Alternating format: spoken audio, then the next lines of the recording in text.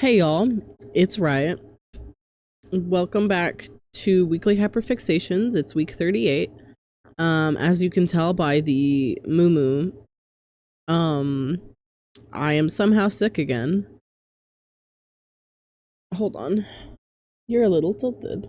Let me just... There we go. I have a sinus infection. So right here hurts really bad.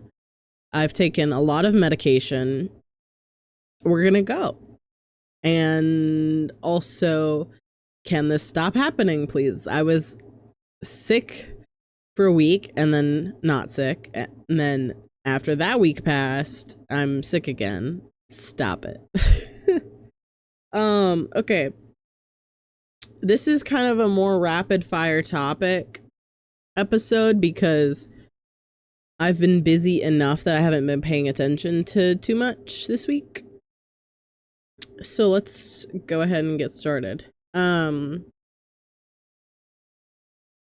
So Jimmy Kimmel was taken off the air for not even his, it wasn't even a comment directly about Charlie Kirk's passing. It was a comment about how people were pretending that the shooter was trans when they were not.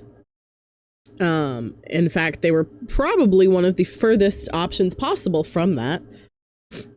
And it got announced this past week that they were putting him back on the air. They announced it the same day that that Disney had increased their subscription price. And they only put him back on air because they lost a lot of money. Like a lot of money. Like the stocks, I was watching the stocks that day and they tanked quite a bit. So I encourage people to keep the same energy they had with this situation with all further situations at all. Does that, you know?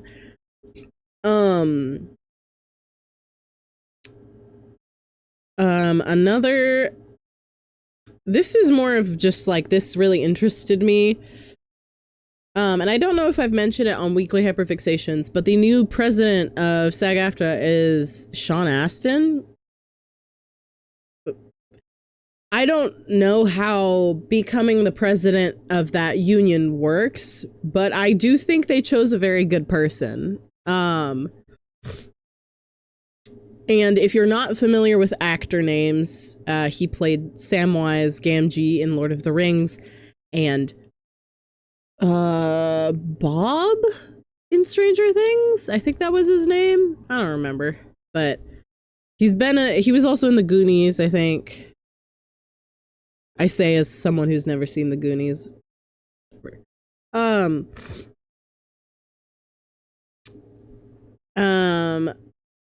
There's a lot of stuff about the UN on here and about more. Hold on, I gotta blow my nose. I'll be right back. Okay, I'm back. Sorry. Let's see. A couple music artists, namely Bjork and Dua Lipa, have fully pulled their discographies from music streaming to Israel. In stand with Palestine. Esther and forgive me if I pronounce this wrong. Esther Auhand? Maybe? I don't know if I pronounced that right. She is Dutch. She I believe works in the UN. But she wore a shirt tailored for her that was the Palestinian flag, and of course people forced her to take it off, to change shirts. So the next day she came back with a shirt that was inspired by a watermelon, which is the most common symbol for Palestine and Gaza due to sharing the same color scheme. I'm gonna kind of mix these topics. Got a wild end of the month fandom wise. Spider-Man 2 2004 is being put back. Actually, I think all the movies are being put back in theaters on the 26th of the month. I will be seeing Spider-Man 2 because they're specifically showing Spider-Man 2.1, which has more scenes in it. And I, despite my love for Spider-Man 2 2004, I've never seen that version of the movie. So rest assured I'll be insane and insufferable about that. And then the next day, the 27th, is the Minecraft Live. So getting hype set up for that. I hope they reveal like whatever is coming after the Copper Age and they don't just talk about the Copper Age. Because otherwise I feel like people will find it rather disappointing. Okay, let's see. The Charlie Kirk conservative rally in Arizona resulted in Grindr crashing. Not surprised, but it is rather impressive that even though queer people use Grindr every day, the only time it ever crashes is when there's some sort of Republican conservative convention going on.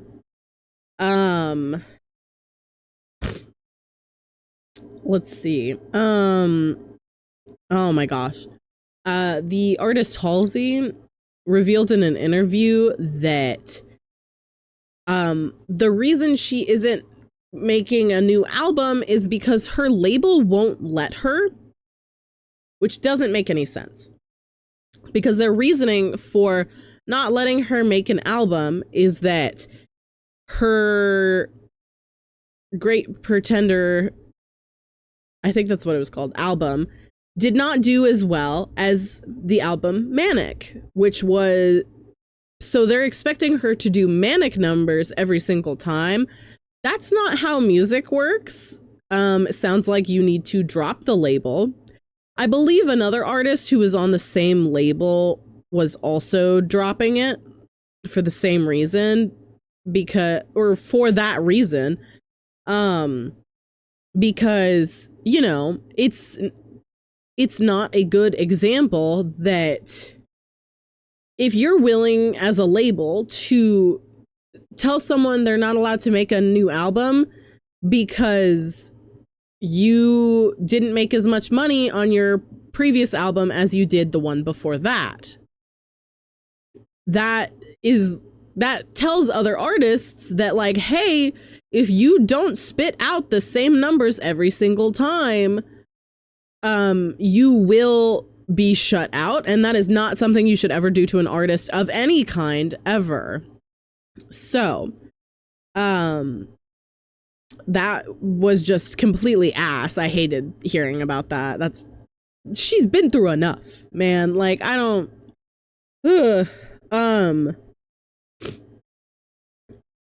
unrelated, but I've made myself 4 different cups of peppermint tea today.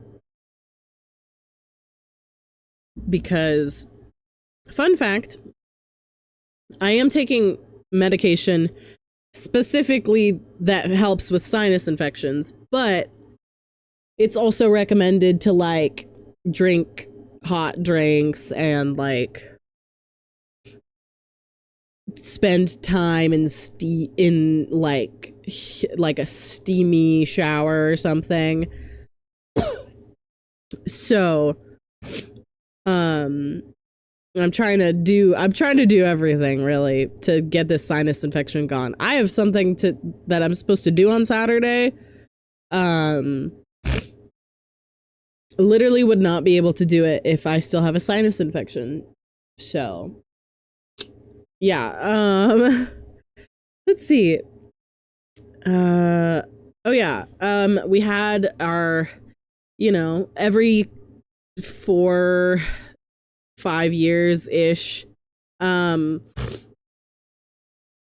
some people only perceive it as being about every 10 years, but we had another religious psychosis where people thought the rapture was going to happen. I'm filming this on Wednesday, the day after Tuesday.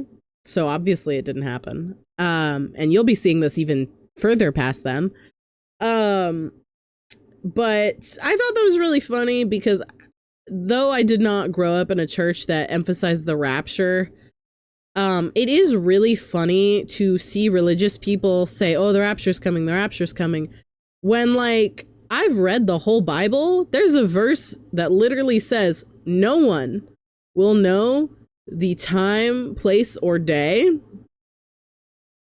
So the whole argument of them thinking it's going to happen is just automatically false. Did you even read your own religious text? I saw an excellent tweet from someone who did grow up in a church that emphasized the rapture, and apparently as a little kid, they would tell themselves that the rapture was going to happen tomorrow every single day, because if they did that, it wouldn't happen in their lifetime.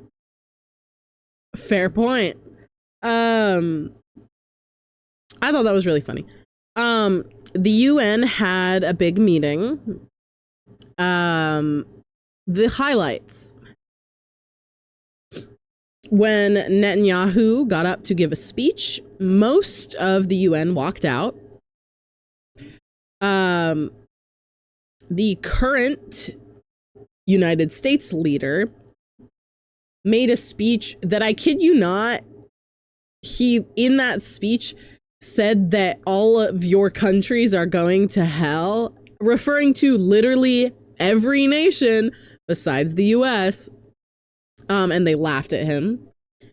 And then, you know, as they were leaving, they approach an escalator, and the second they step on the escalator, it stops moving. So you can tell how much the US is clowned upon in general. And that was yesterday, I think. I think that was yesterday. It might have been Monday. No, it was definitely yesterday. Let's see. Ooh, and I don't know if I talked about this last week because I don't remember when it came out, but James Gunn announced, or, well, he showed a picture of the script for Superman, or, sorry, not Superman, for Man of Tomorrow. And it did have a cross-section diagram of showing a human brain. Big hopes that it's a movie that touches upon Brainiac, who hasn't been in a movie. Big hopes for that. Oh my goodness. Okay. Oh, I haven't looked at any of the footage, but the Undertale 10th anniversary stream happened, and it had a bunch of never before seen content that was like kind of silly, goofy, but like it was a lot like Spamton at Grillby's. So a Deltarune character going into the Undertale setting, of which we've only seen the reverse of that. That kind of thing. And I can't wait I am going to watch the whole thing. And I don't mean the highlights. I mean, I'm going to watch I think it's like 2 6-hour VODs. Listen, y'all, I don't mean to brag, but you know, Jacksepticeye's 100-and-something hour Happy Wheels movie video, I've gotten through that whole thing. I've gotten through that whole video. So, if that doesn't scream I have time on my hands, I don't know what does. Oh, the last thing on my notes here is Sabrina Carpenter is helping the Muppet Show get a little resurgence. It sounds like she's helping produce, which, by the way, producing anything is a big job. It simultaneously looks like a big job and it looks like a little job, because sure, your task list isn't super big necessarily, but the importance of those tasks is massive. But thanks to Sabrina Carpenter, we will be getting more Muppets content. And hopefully, presuming it goes well, we will get even more Muppets content. So I'm very hopeful for that and very excited about that. We've finished the notes, so I think I'm just gonna talk for a small amount, as small as I can make it with ADHD. Talking about Dungeons and Dragons, because I feel like I could talk about it every single week, because I think about it every single week. So first of all, and I know I have viewers who don't play Dungeons and Dragons. There's no reason not to, really. Oh, hold on. I'm about to sneeze. Okay, sorry. I had to sneeze, and it was real loud. But I know a lot of my viewers are not D&D players. Now, of course, some people don't have time for it, but if you do have time for it and it is something you are interested in, I do highly recommend doing it. Or at least even just watching, like Critical Role, you can listen to in terms of podcast, or you can watch on YouTube with a visual element. Legends of Evantris is the same way. But the reason I recommend Dungeons and Dragons is because it does have skills applicable to resumes, because you are problem solving. You are doing team building exercises. You are doing improvisation. You are practicing thinking quick on your feet. Like, does that make sense? There are so many applicable skills, and particularly if you are in like the liberal arts fields, I do recommend looking into it at least a little bit. Because the final boss of D&D is really scheduling it, but even so, like, it gives you such good skills, because as players, you also meet all of these different people and interact with all of these different people. Sure, all of these different characters are coming out of one person. That doesn't mean they're all the same, because the DM will have to play good guys and bad guys, civilians, any number of, like, city guard, that kind of thing. They'll play dragons, and they'll play like a priest. Like, you are also practicing your socialization skills with a variety of personalities all the time in this game. You're also developing writing skills. Even if you are not the DM, though the DM really has this in the bag, regardless of what side of the DM screen you are on, you will be character building, which means you will be writing. And now, I know not everyone writes a huge amount, but even just deciding, like, hey, are your character's parents still alive? That's writing in and of itself. You're making a character choice. Also, it is basic math skills constantly. It's a lot of good skills that do apply to a lot of places. Now, of course, when I say good skills for a resume, you never put D&D as Dungeons and Dragons on a resume unless you're literally applying to, like, a game store where that would be relevant. Usually you would put things like, You know, once every other week, I gather with peers to practice problem solving and social skills and team building exercises. That's legitimate. And you know, everyone's D&D schedule is different. The group IDM is once every other week. A lot of people do once a week. Some people do once a month, which worries me a little because my immediate thought is, how in the world do any of you remember what was happening? But, you know, but that's the beauty of it, is that it's not something that like has to, you don't, it's not like D&D once a week, every week. That's not a required schedule.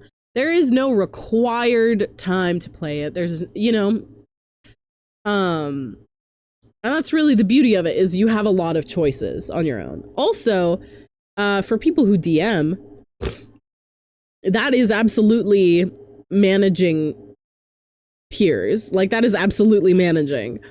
It's not the same type of management as like managing a store, but it is management skill. Because, you know, you're constantly checking in with your players, so you're constantly checking in with your associates. You are working together to tackle the day. And also within D&D, delegating tasks is a huge thing, because whereas the DM doesn't often delegate tasks, making a decision to split a group up is delegating, because one person's going to do one thing, one person's going to do another thing. You've delegated those tasks and you've agreed on this delegation and all that. Yeah. Anyway, I should really get to the pyramid by now, huh? Okay. Let's get into it. Hold on, I'm gonna pause and sip my tea. Okay. First up on the pyramid, sorry, is Jimmy Kimmel. He's on the pyramid because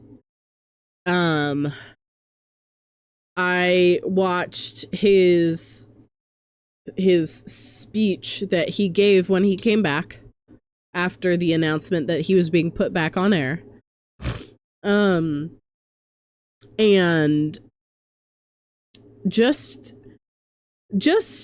the willingness, even though I don't particularly like the guy, the willingness to openly say like what happened is like, it's not just about him, it's about the fact that it happened at all.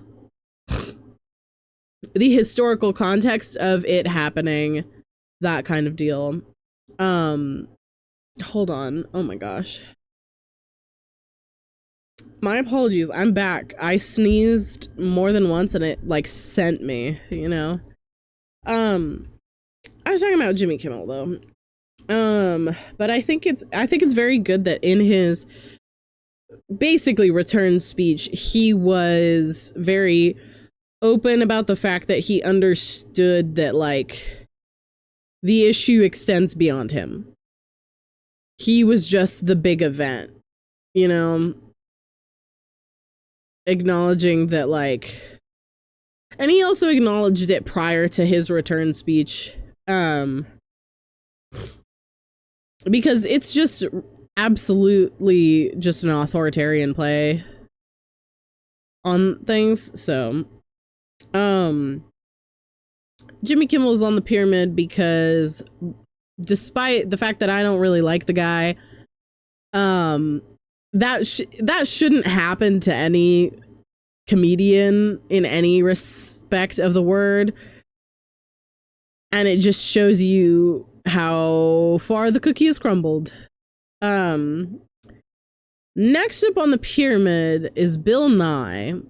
He's on the pyramid because he got a star on the Hollywood Walk of Fame this past week. Was the ceremony for that, or I guess it was a couple days. So I guess it was this weekend. But he got a star on the Hollywood Walk of Fame, and he was talking about how like there's a lot of people who aren't believing in science anymore, and how and just about like not just acknowledging that like it is terrifying that there are people who genuinely don't believe that like the climate is shifting and like things like that. So I'm glad that at his Walk of Fame star ceremony that he took time to point that out. So that's why Bill Nye is on the pyramid. Next up on the pyramid is Cynthia Erivo. It's predominantly for the fact that Wicked for Good is coming sooner and sooner every day. But I think the cultural zeitgeist has shifted enough since the previous movie that I'm a little worried about it. Especially since this is a musical in which like she is shunned out of society, and everyone believes that the wizard tells the truth and all that, but she's like, no, your wizard lies, or our wizard lies. And considering how Superman was received, in which they talked about a genocide without using that word and without using any real country names, and it still got flack for it, I think that there's a potential that the far right will go ham on this movie, even though it's not inherently about that. It's about Elphaba changing and moving forward despite everything. But I'm a little worried about it. Cynthia Erivo's on the pyramid just because I'm worried about the amount of flack she will get from people who aren't familiar with the story of Wicked and aren't expecting any there's some people who didn't realize until a recent post from the actor that plays him that the Tin Man was a human at some point. And, every theater kid is like, this story has been out for over 2 decades, almost 2 decades. And you didn't put that together? Really? Anyway. Next up on the pyramid is Sabrina Carpenter. She's on the pyramid for her contribution to getting the Muppets back on air. She is producing the Muppet Show. I'm very excited about it. Also, her album is a banger. I've listened to a bit more of it. I haven't had an opportunity to listen to the whole album, song after song, but definitely full of bangers. Please and thank you. But Sabrina is mostly on the pyramid due to her assist in the Muppet Show production. Next up on the pyramid is James Gunn. He is on here because he's not afraid and not ashamed to be against the grain. He is also on the pyramid because you know, they released that blooper reel for Superman, and it reveals in that he was the, like, reference for the monkeys that Lex has trained to en masse tweet bad things about Superman. And people gave him a lot of flack for it, and, like, you gotta put into perspective that, like, he let them put that in there because he doesn't care that people will think it's weird. It's a dedication to the craft that's really shown there, and that's what's important as well, is that dedication to the craft, of which James Gunn has a plenty. So that's why James Gunn is on the pyramid. Also, just for being so bold in this time, you know. And then last up on the pyramid is Jim Henson. I believe his birthday is today, technically. Let me just, Jim Henson. Is it the 24th? Yeah, it is. Yeah. It's Jim Henson's birthday today. So I figured it was apt to put him on the pyramid. I never consumed Fraggle Rock, but I did consume both Sesame Street and The Muppet Show, both of which you make use of the Creature Shop. Jim Henson is on the pyramid just because of the dedication to craft and how much nostalgia his name carries. And also on the pyramid in honor of the fact that people like Sabrina Carpenter are working on bringing back The Muppet Show. So very excited to see his work extending even further beyond his passing. I'm very excited about it. And I'm also glad that his work is being brought back at all, because not that long ago is when the Muppet what was it, Muppet 3D experience got shut down. So I'm glad that people are up in arms about it, and I do think it helps honor his legacy by continuing to work on the Muppets. So that's why Jim Henson is on the pyramid. And that is all of our notes for this week, actually. I'll be so honest with y'all. It was so difficult to get a pyramid this week because I could have sworn that, like, a couple days ago there was something that I really wanted to talk about, and of course I forgot it completely because I didn't write it down anywhere. But yeah, I mean, I'm a little wonk because yesterday and today I've had a sinus infection. It sucks a lot. I had a high fever this morning. It's gone, but I did wake up with a fever, which was terrible.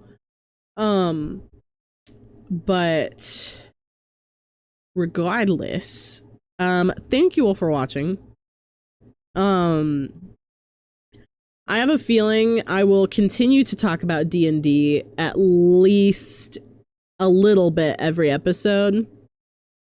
Though the new campaign is starting soon for Critical Role, so you know. But I'm very excited to work on D&D stuff for my campaign, because we are getting to that big we decided that we wanted October to be like a masquerade, and I'm going to make it so that we can span it over 3 sessions, so all of October. So I'm very excited about that.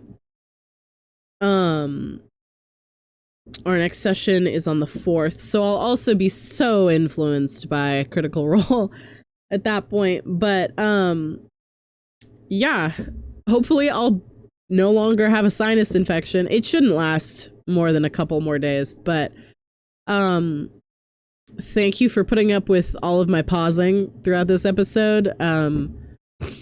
Every time I sneeze, it's like my whole body kind of needs to chill for a second. I don't know if that picked up on the mic, but a car with like the loudest engine on earth just passed. A diesel engine, an old one. But thank you all so much for watching. Again, there's a lot of you at this point, and I thank you all for being here. Especially since, because I talk about so many different things every week. Thank you for watching, regardless of whether or not anything I talked about was relevant to you. And thank you for giving it importance because it was stuff that was on my mind this week. But thank you all again. I'm going to drink the rest of this tea and then go make some more. And also eat dinner. But I will see you all next time. Same time, same place, as you do. Again, thank you all. Having all of you means having all of you be present here for Weekly Hyperfixations with me means a lot to me, and I thank you for that. But yeah. Have a good rest of this week, and have a good week next week. I'll see you next Friday. Or it'll be Friday in my time zone when this is posted. But see y'all then. Yeah. Thank you so much. Bye, y'all.